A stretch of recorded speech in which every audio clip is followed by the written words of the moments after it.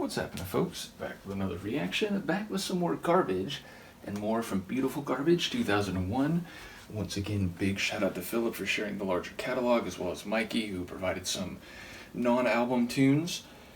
And yes, the next track is Cup of Coffee, which can be a literal cup of coffee, which serves different purposes, both in terms of personal enjoyment, but also providing energy and the fuel for someone's day.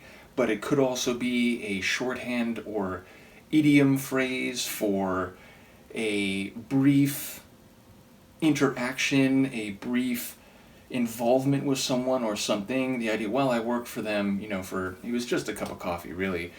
Or the idea of a conversation, an interaction with someone where information is exchanged. I feel like there's a number of possible metaphors that perhaps also include the literal meaning of the phrase, where someone could have a cup of coffee, but it's not so much about the coffee, it's about what's transpiring between people. Of course, again, it could relate to duration, and in that regard, I think it's almost always used to mean something very brief, something that happened only for a moment in time and then was gone, something ephemeral perhaps. But yes, it could, of course, invoke the imagery of a cup of coffee, the heat, the steam, the part of the day where one typically drinks coffee, where I know people probably drink coffee throughout the day depending on what their schedule is, what their tolerance for caffeine is, but more often it's associated with morning and the beginning of something, so it could be a metaphor for the start of a longer process. So I'll see what I can catch on a first listen. This is Garbage. The track is Cup of Coffee, and it's from the 2001 album Beautiful Garbage.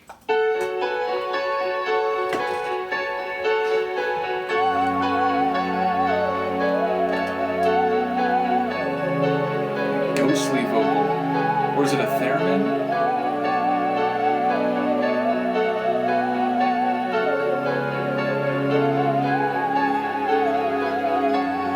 Tell me you don't love me over a cup of coffee, and I just have to look away.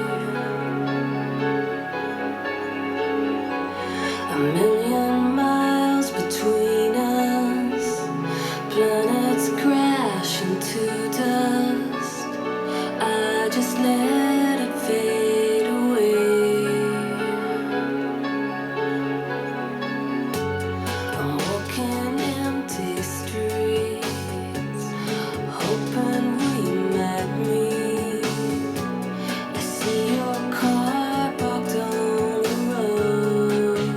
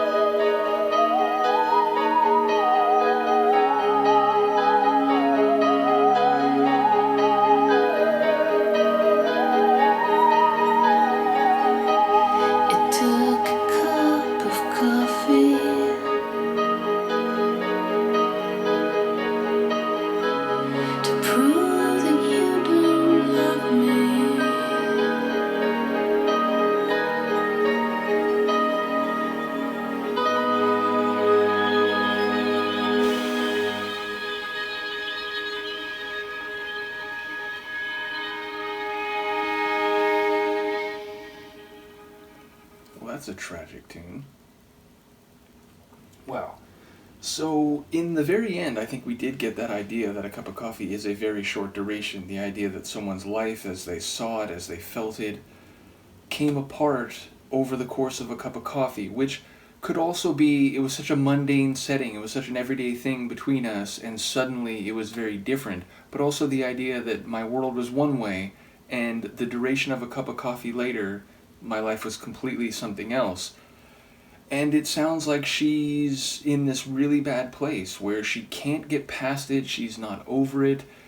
She's even acting out, if you will. She's saying, she gives herself to anyone who will take her home because she's maybe trying to compensate and blur out the emotional hurt with some form of connection, even if it's not with people who she might have previously gotten involved with, and seemingly not getting involved with them in any serious way, just in a more direct kind of physical and transactional way.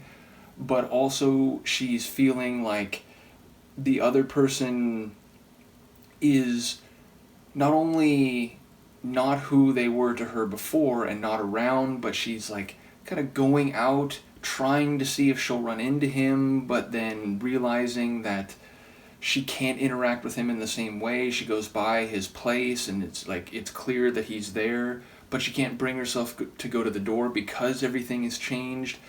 His clothes apparently still at her place, but it's not what it used to be, so she has to pick them up off the floor. She's losing weight, her friends are concerned, she's not calling them back, she's staring at the walls, she just can't process what has happened and the hurt that she has.